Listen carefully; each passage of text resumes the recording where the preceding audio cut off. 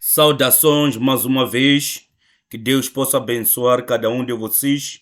Mais uma vez vamos estar a tratar do livro de Juízes, a partir de Juízes capítulo 2, versículo 16 até 22 e capítulo 3, versículo 1 até 11.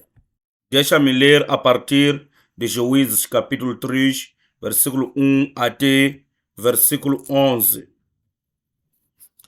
São estas as nações que o Senhor deixou para pôr à prova todos os israelitas que não tinham visto nenhuma das guerras em Canaã.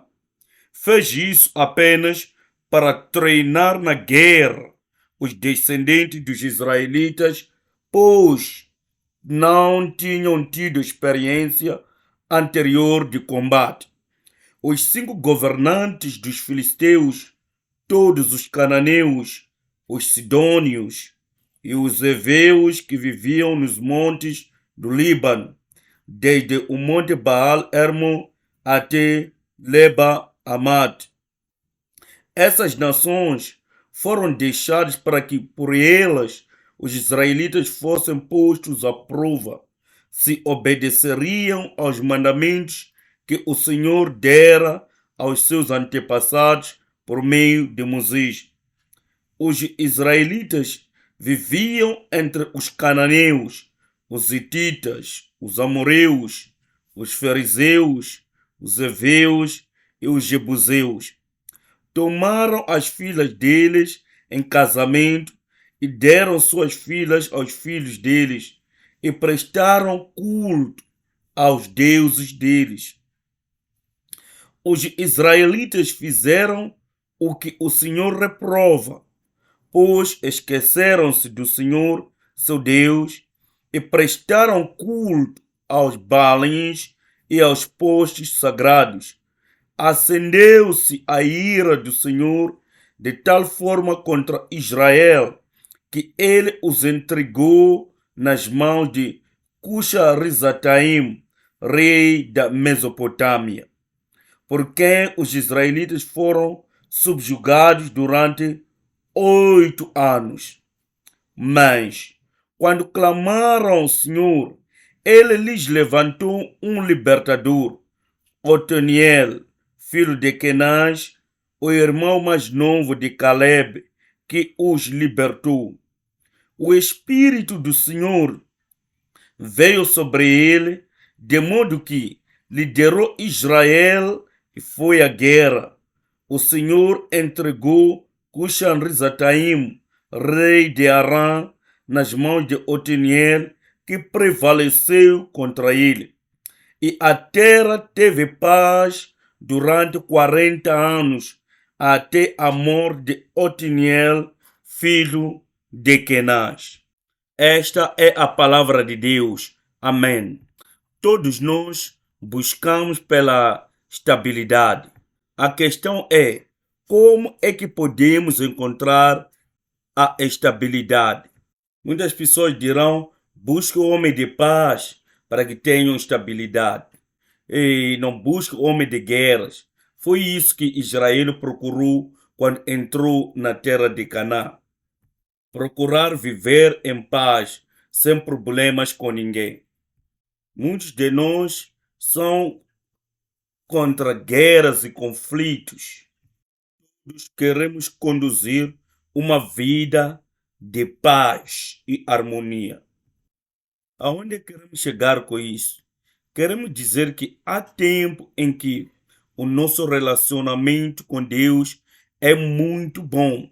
Não temos que nos preocupar acerca de recaídas, porque estamos estáveis na nossa comunhão com Deus. Já pensou em alguém que tem 2 famílias? Será que entende o que eu quero dizer? Alguém que tem 2 esposas em 2 lugares diferentes. Será que há estabilidade na vida desse tal fulano? Ele pode dizer, tenho uma esquerda, uma direita, sim, dá para equilibrar, mas eu não penso que haja estabilidade. É uma pessoa que tem um corpo, um coração, eh, uma alma para compartilhar apenas com uma única pessoa.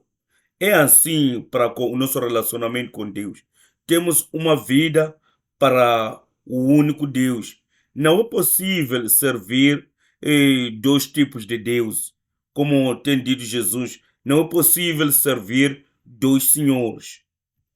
Os israelitas, como lemos na primeira passagem que li, nessa segunda passagem que lemos juntos, tinham esse tipo de vida, de metade, metade, metade ali e metade ali. Quando olhamos para essas escrituras, vemos que metade ali, metade acolá, não funciona. No começo, quando eles deveriam expulsar todos os cananeus e filisteus daquela região, eles expulsaram até uma certa porção e disseram: esse espaço é suficiente para a nossa habitação. Então, podemos lhes deixar ali onde eles estão. Então, fizeram um trabalho parcial. Eles começaram a pensar: essa gente tem carros de ferro, todo tipo de instrumento de guerra. Assim que conseguimos ter esse espaço, é o suficiente. Vamos lhes deixar ali onde estão. Não, eles tinham a Deus do outro lado e serviam aos outros deuses. Quer dizer, eles serviam ao nosso Deus, serviam do outro lado a Baal e Asterote. Veja o relato lamentável do versículo 6.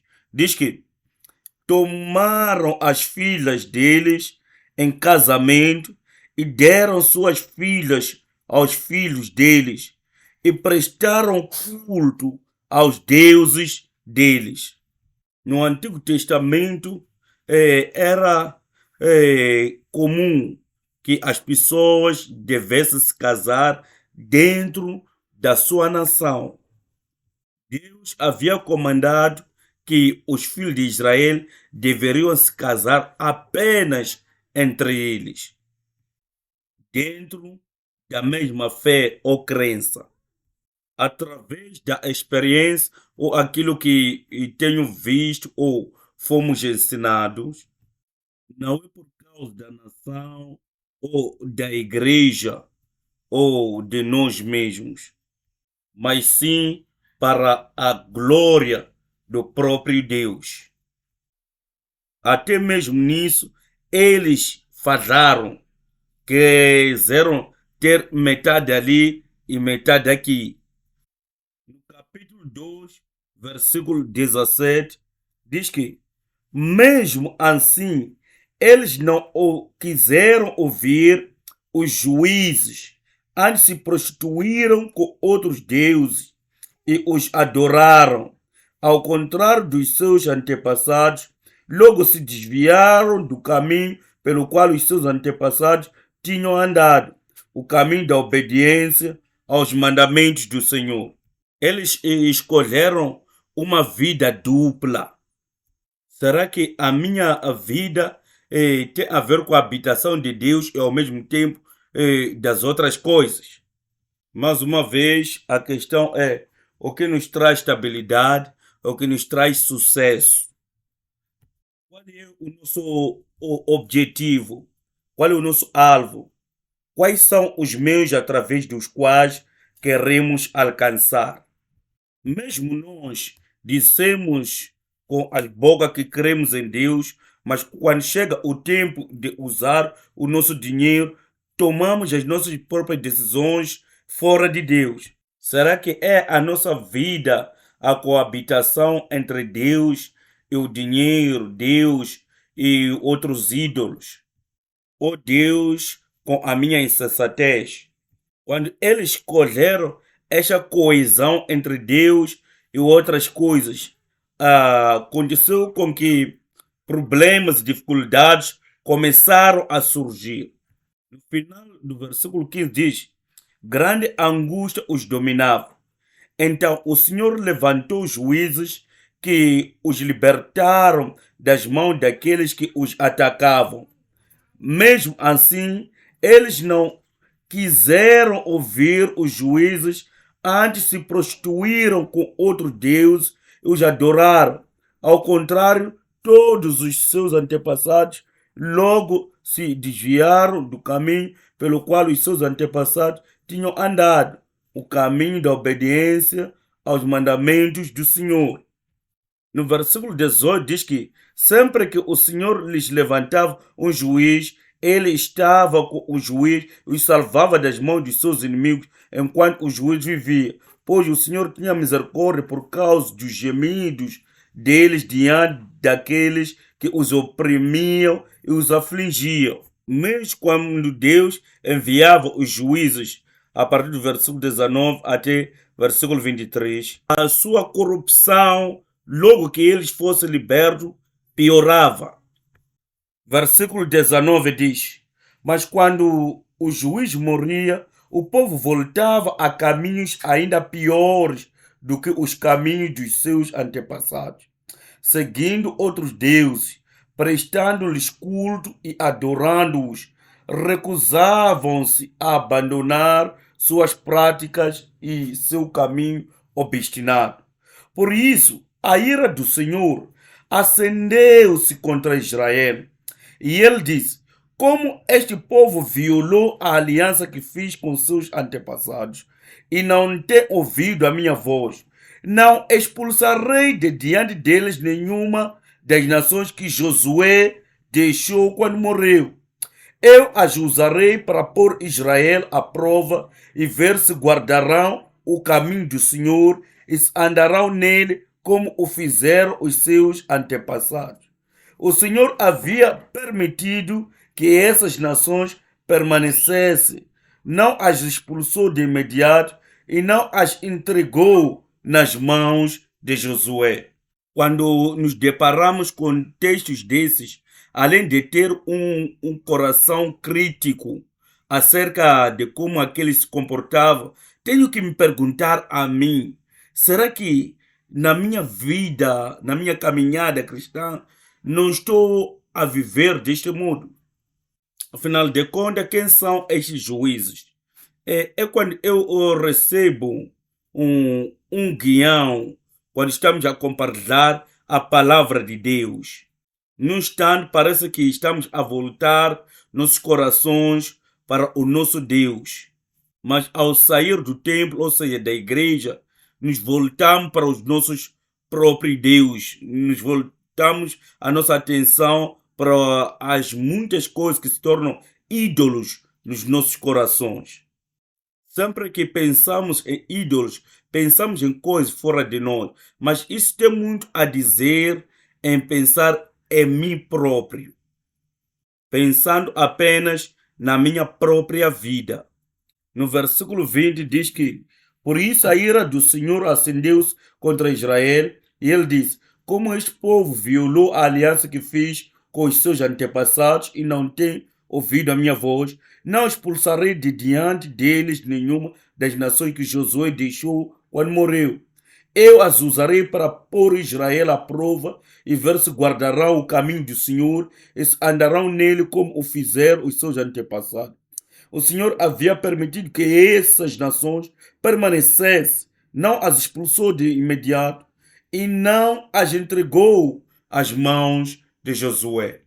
Qual é a solução de Deus para isto? Eles tornaram-se cada vez mais corruptos e Deus lhes envia os juízes. E temporariamente eles desfrutam da graça, o que vamos tratar profundamente nas próximas lições. Sentimos a alegria da graça, dizemos: não cometerei mais este tipo de pecado, mas por quanto tempo isso dura? Quando ouvimos que este tipo de pecado Deus não gosta, isto eu senti na experiência, não vou permitir com que isto aconteça mais na minha vida. Mas depois de sairmos desse encorajamento, depois de sairmos dessa palavra, depois de sairmos daquela pregação, estudo e ensino, o que acontece? Dura quanto tempo essa determinação de conduzir uma vida santa? E muitas vezes dura só 2 horas no máximo. Eles continuaram a fazer uma coisa. Então, qual é a solução de Deus para este problema? E parece agora já rude. Ele diz: não expulsarei mais de diante deles nenhuma das nações que Josué deixou quando morreu. Diz no versículo 22: eu as usarei para pôr Israel à prova e ver se guardarão o caminho do Senhor e se andarão nele como o fizeram os seus antepassados. Agora Deus lhes protege, mas não tira estas nações inimigas do meio dele. E Deus diz: como vocês não quiseram ouvir, essas nações vão permanecer aqui para vos colocar à prova. E diz que irei usar estas nações para pôr vocês à prova. Deus nunca disse que eu estou a te lançar fora, eu estou a te deixar. Isso fala mais do amor e da misericórdia de Deus. Pergunta-se a si mesmo: se tem algum tipo de pecado você não está a conseguir vencer na sua vida, algo que te traz vergonha, que fala mais de sua fraqueza, de sua vulnerabilidade. É porque você não obedeceu, Deus manteve aquilo na sua vida para fazer você entender que você é vulnerável naquele, mas aquele ponto da vida. O apóstolo Paulo teve esse problema de espinho na carne, mas não porque ele desobedeceu, mas porque Deus escolheu assim por causa de multiforme de revelações que ele teve. Para quê? Para que não se orgulhasse, não se vangloriasse. Segunda de Coríntios, capítulo 12, versículo 7 a 10. Diz que para impedir que eu me exaltasse por causa da grandeza dessas revelações, foi-me dado um espinho na carne, um mensageiro de Satanás para me atormentar. 3 vezes roguei ao Senhor que o tirasse de mim, mas ele me disse: minha graça é suficiente para você, pois o meu poder se aperfeiçoa na fraqueza. Portanto, eu me gloriarei ainda mais alegremente em minhas fraquezas, para que o poder de Cristo repouse em mim. Por isso, por amor de Cristo, regozijo-me nas minhas fraquezas, nos insultos, nas necessidades, nas perseguições, nas angústias, pois quando sou fraco é que sou forte. Apóstolo Paulo foi testemunha de como Deus pode permitir que haja algo que te faça lembrar de suas fraquezas.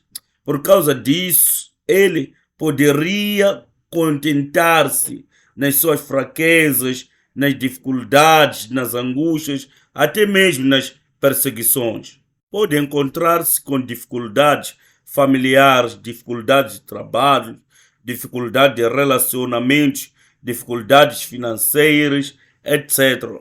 O que tem-se a dizer aqui é que sempre haverá algo que Deus vai colocar no nosso caminho para nos manter humildes. Essas são coisas que nós podemos dizer que serviriam para trazer mais reclamações e murmurações, mas o apóstolo Paulo diz que me regozijo nestas fraquezas. E Deus diz aos israelitas em Juízo que manterei esses espinhos para vos treinar. Agora vamos ter que nos contentar nas nossas fraquezas hoje. Será que, se não for estes tipos de fraquezas, eu continuaria a estar aqui hoje? Estaria eu ainda a servir a Deus hoje?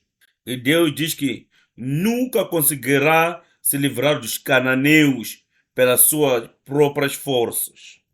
As nossas fraquezas ou pontos fracos já estão interligados conosco, de maneira que, para se livrar deles, não é lutar contra eles, é voltar-se a agradar ao Senhor, apenas vivendo de acordo com a vontade de Deus nas nossas vidas. Joshua e Caleb e outros 10 espiões voltavam de espiar a terra de Canaã e os 10 estavam a dar um relatório malvado e estes estavam a dar um bom relatório. Então eles dizem: se o Senhor se agradar de nós, ele nos fará entrar nessa terra onde mana leite e mel e a dará a nós. Será que vamos gastar o nosso tempo tentando nos livrar das nossas fraquezas? Ou nós vamos confiar no Senhor para que Ele possa tirar de nós? Não estou a dizer que pare de tentar se livrar de suas fraquezas. Estou a dizer use uma estratégia mais melhor, deixando com que o Senhor seja Ele a tirar de você. Talvez devêssemos nos arrepender, porque ao ponto de se tornar um espinho nas nossas vidas, foi por causa de nossa desobediência. Chegou ao cúmulo de Deus dizer: não vou mais tirar essas nações de diante de vocês, porque eles continuaram a repetir o mesmo tipo de pecado. Eu acho que se estivesse no lugar de Deus, ou eu estivesse, eu iria dizer: epa, fiquem com os vossos cananeus, eu vou à procura de uma nação melhor para trabalhar com ela. Mas Deus é diferente de nós, Ele é o melhor Deus, é o grandioso Deus, é o Deus de eternas misericórdias. Vocês sabem quando nós, filhos, só trazemos problemas para os nossos pais e ouve o coração da mãe diz: "Epa, o meu coração chora por causa de você." Nós estamos dando paz, meu filho. Estamos a dar apenas estresses para os nossos pais. Por quanto tempo Deus deve ter paciência? O que acontece é que Deus começa a nos treinar na santidade. Se o problema é dinheiro, Deus remove o dinheiro de nós. Se for a saúde que está a te levar para longe de Deus, Deus, por causa do amor que tem para você, tira a sua saúde. Eu não estou a dizer que esta é a razão de todas as nossas enfermidades, mas em alguns casos, esta é a razão. Quando entraram em Canaã, começaram a viver uma vida de paz, uma vida de conforto, uma vida de bênção. E isso lhes levou para fora de Deus. Deus permite com que um desconforto atropele a vida do seu povo para que eles permaneçam nele. Os propósitos de Deus nesta terra não é apenas de nós vivermos bem, comermos bem e estarmos confortáveis nesta terra. E quando as riquezas e o conforto levar para longe de Deus, Deus vai preferir ter a você do que ter as riquezas te afastando dele.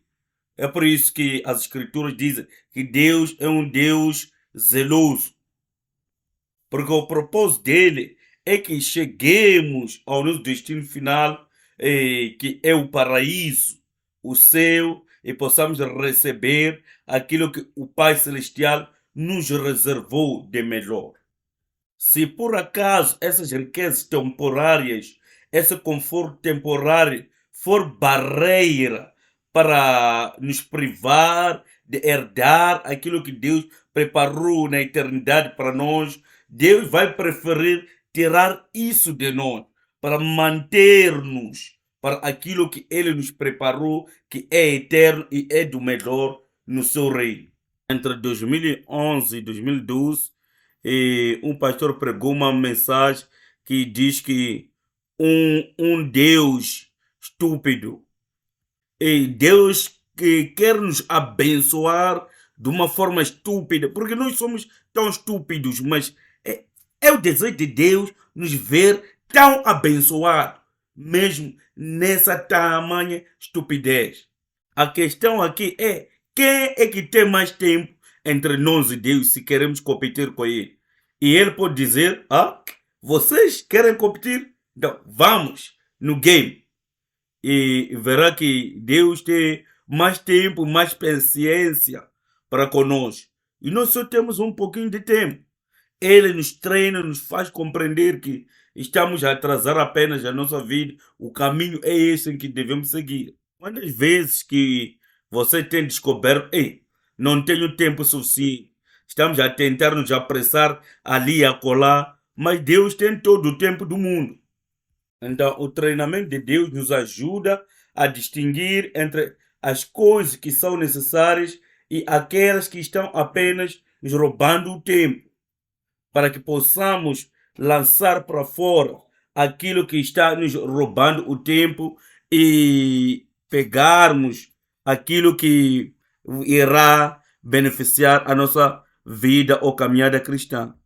O momento principal é no tempo da morte. Será que poderia se apegar naquela mulher ou poderia se entregar a Deus? Poderá ouvir, sim, não, não sei. Estou a voltar para Deus. Eu agora, tudo que eu quero é Deus, é estar ao lado de Deus. Se é isso que você precisa para voltar-se a Deus, é isso que Deus vai te dar para que possa voltar para Ele. Ele não vai permitir com que você se perca, de um modo que não volte na salvação, não volte para Ele. Através desse tipo de dificuldades, Deus nos ensina, nos treina em como ou o que é que devemos nos apegar, o que é mais importante para as nossas vidas, o que é mais importante para a nossa vida cristã, o que é mais importante para continuar a caminhar com Ele. E é isso que Ele vai permitir que permaneça em nós. Deus está à espera de nós para ajustarmos como deve ser. Uma das coisas na história da igreja é crescimento é muito difícil. Olha para os problemas que eram difíceis naquele momento. Olha para os mesmos problemas para o dia de hoje. Como é que está se sentindo? Como é que está saindo com os mesmos tipos de problemas ou desafios? Aquela coisa pelo qual estava reclamando, resmungando anteriormente, será que é a mesma coisa até hoje? Há uma brincadeira para os pastores. Existem três coisas muito semelhantes no mundo: o advogado, o médico e o pastor. Por que essas coisas são semelhantes? É que para as três coisas existe um número de anos deve ser gastado para se tornar um deles. Precisa de um nível para se tornar advogado ou médico ou pastor. Para os três tipos de pessoas, pessoas só se aproximam para esses três porque têm certos tipos de problemas. Para que alguém possa se aproximar ao advogado é porque tem certo tipo de problema legal. Para se aproximar ao médico é porque tem um problema de saúde e ao pastor vários tipos de problemas. O melhor de ser pastor é que, se viver o tempo suficiente, verá que há de voltar com a boa nova, testemunhos daquilo que aconteceu. Porque Deus é consistente. Deus opera e trabalha em cooperação com o pastor e convence o coração. Vá dizer àquele pastor o que Deus fez na sua vida. Chega e diz: estou muito grato, pastor, por tudo quanto aconteceu. Quero reconhecer a tua mão, a ajuda que me deu nesse tempo tão difícil em que me encontrei. Estou aqui para juntos glorificarmos a Deus pelo que aconteceu. Não vou falar de mim porque ainda estou aqui, mas eu me encontrei com um certo pastor que está pastoreando há 30 anos. Está tendo certos tipos de pessoas que estão vindo ter com ele com os mesmíssimos problemas repetidamente. Pessoas que já não vêem a igreja pelos mesmos tipos de problemas. Eles não são felizes com aquilo, mas aquela situação. Mas quando tinham um problema, e parecia que não via que havia aquela, mas aquela situação. Mas agora que os seus problemas foram resolvidos, eles estão a arranjar desculpas para não vir mais a igrejas, porque tem aquela, mas aquela situação, tem aquilo, mas aquilo que o pastor faz. E Deus tem tanta paciência e esperança na mudança das pessoas, de maneira que eles esperam o tanto tempo qual for necessário para a mudança. Eu sou testemunho vivo e depois de ter falado com alguém na minha própria igreja, e aconteceu que por causa de trabalho saí para um outro lugar, ao voltar vi que a pessoa mudou e eu disse, você mudou mesmo. Ele disse, pela graça de Deus, pastor, eu mudei. O que acontece é os problemas foram resolvidos. Pastor, eu, pela graça de Deus, já estou a ver as coisas de uma perspectiva diferente. Estou a ver as coisas de uma forma de ver diferente. Afinal de contas, não havia nenhum problema. Era a maneira de ver daquela pessoa crítica. Quando essa pressão chega e alcança o coração do pastor, a dúvida que se levanta é: será que tenho que sair desta igreja para a situação mudar? Ou esta igreja desenvolver ou crescer? Damos graças a Deus porque essas pessoas mudaram. Com isto, eu quero lhe encorajar que lembra-se, e não importa o que possa acontecer, Deus não desistiu de você. Deus não desistiu do seu casamento. Deus não desistiu de sua vida. Somos as mesmas pessoas que estamos a dar os meus trabalhos para Deus. Somos aqueles que ainda têm as mesmas dificuldades, cometem os mesmos erros, caem nos mesmos tipos de pecado. Mas uma coisa é certa: Deus está dizendo, ainda não desisti de você. Sou mais estúpido do que você. Tenho mais paciência do que o que você imagina. Se olhar, foi por esta razão que Deus começou a enviar juízes para mostrar que, ei Israel, eu, independentemente do vosso comportamento, independentemente da vossa maneira de viver, das vossas falhas e pecado, eu ainda estou com vocês. Eu ainda tomo conta de vocês. Eu ainda me importo com vocês. Quando os juízes estiveram ali, 12 ou 13, 12 no livro de juízes, e Samuel também foi um juiz. Poderíamos, contando com ele, serem 13.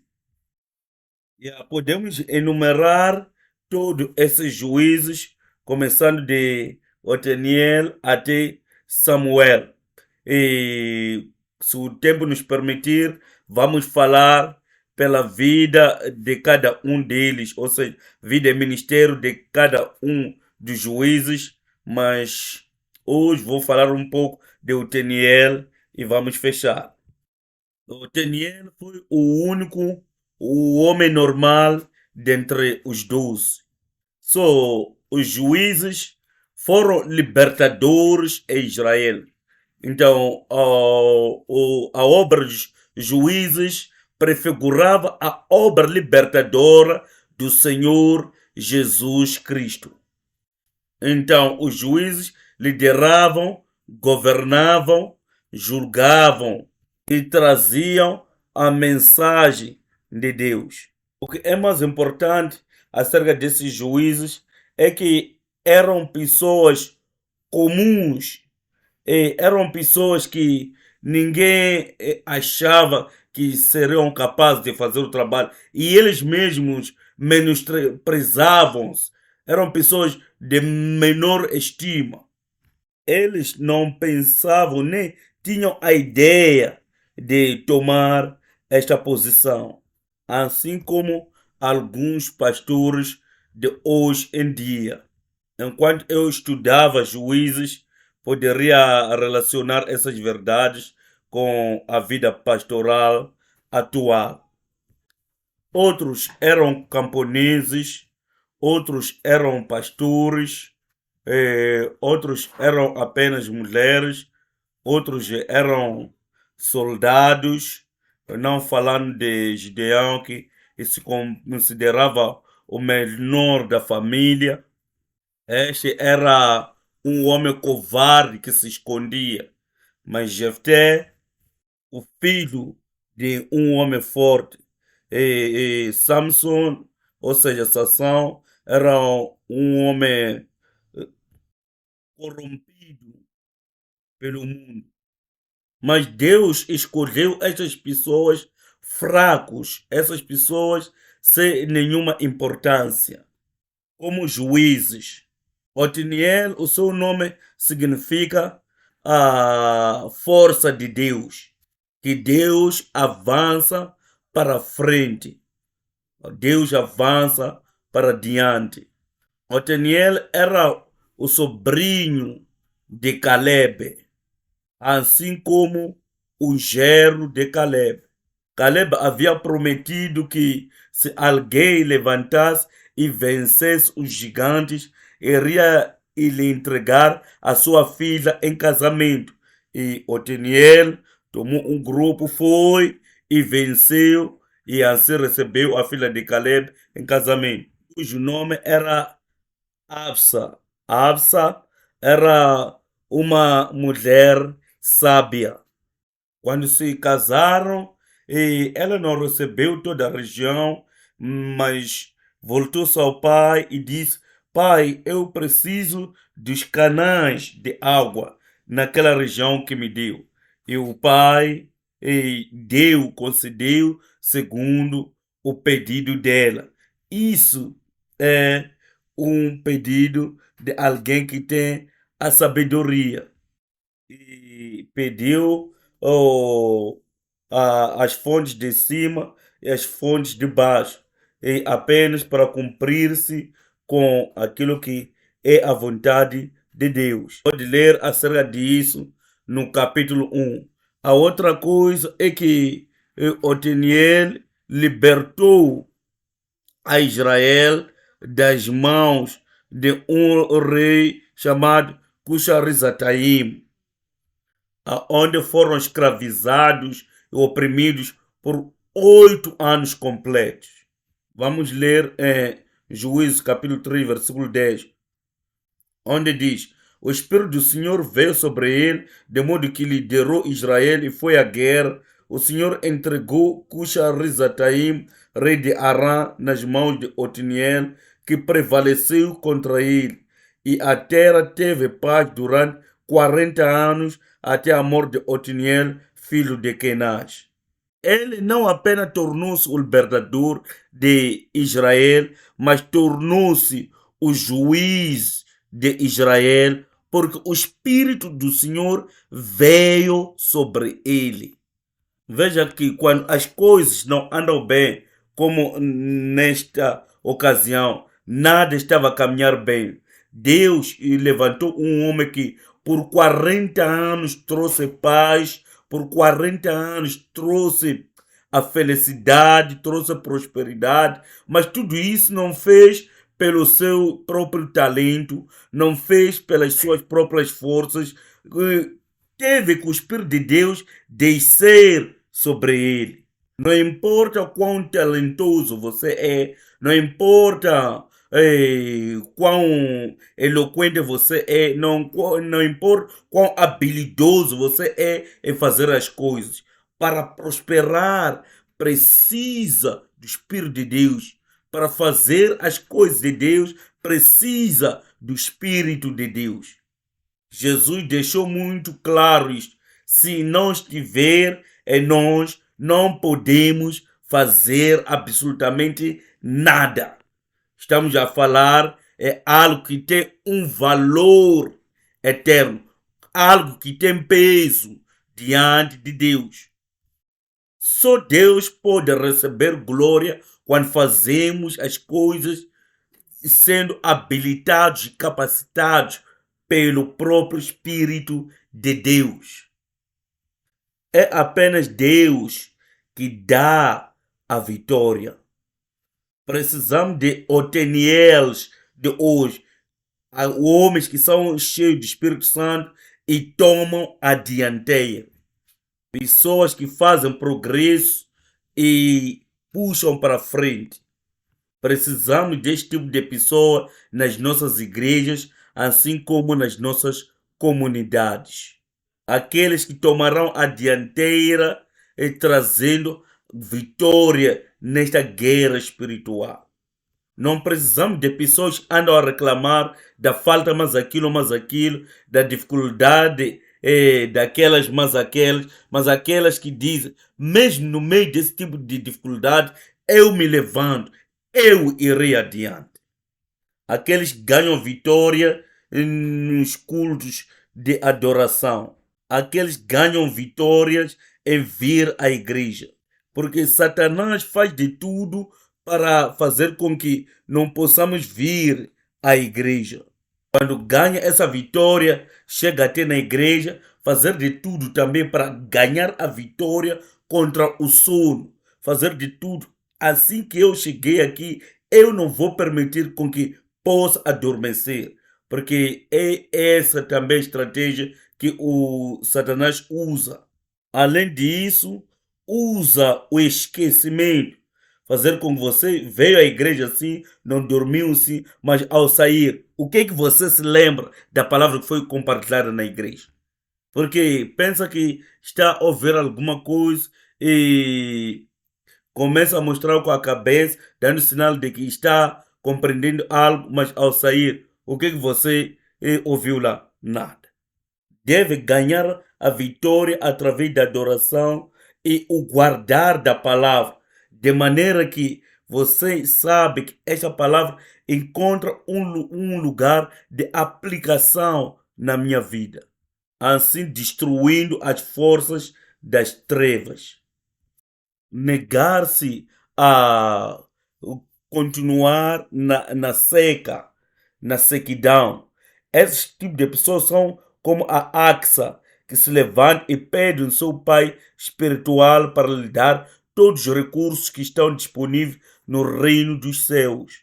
E por assim Deus vai continuar nos dando assistência. Assim receberemos grande galardão. Que tipo de pessoas Deus está procurando? Não aqueles que são extraordinários, não aqueles que têm super talentos, pessoas que serão consistentes nas suas atividades. Quando todos os discípulos abandonaram a Jesus, os discípulos, aqueles escolhidos 12, permaneceram. E Jesus lhes perguntou: vocês também não querem ir? Jesus não se preocupou com os 5.000 que lhe abandonaram, mas os 12 permaneceram com ele. E Jesus está preocupado com aqueles que continuarão a estar com ele, independentemente daquilo que aparenta a situação. E estes são os Oteniers de hoje. Amém. Vamos orar. Amado Deus, te agradecemos por nos dar a oportunidade de pensar acerca da era dos juízes. Estamos agradecidos por saber que o Senhor ainda está conosco e que o Senhor nunca vai desistir de nós. Muito obrigado, Pai, por ser tão paciente e persistente para conosco. Tu és tão amável e quer nos abençoar continuamente. Ajuda-nos para vencer a nossa estupidez, ajuda-nos a vencer as forças das trevas e nos enche do seu Espírito Santo como Oteniel para que possamos ir adiante e ganhar a vitória. Oramos que cada um de nós aqui será daqueles que vai se levantar e vai ganhar a vitória para o Senhor nas suas famílias, igrejas. E permita com que sejam verdadeiros obreiros de Deus ao mesmo tempo. Muito obrigado pela sua graça. Em nome de Jesus nós oramos. Amém.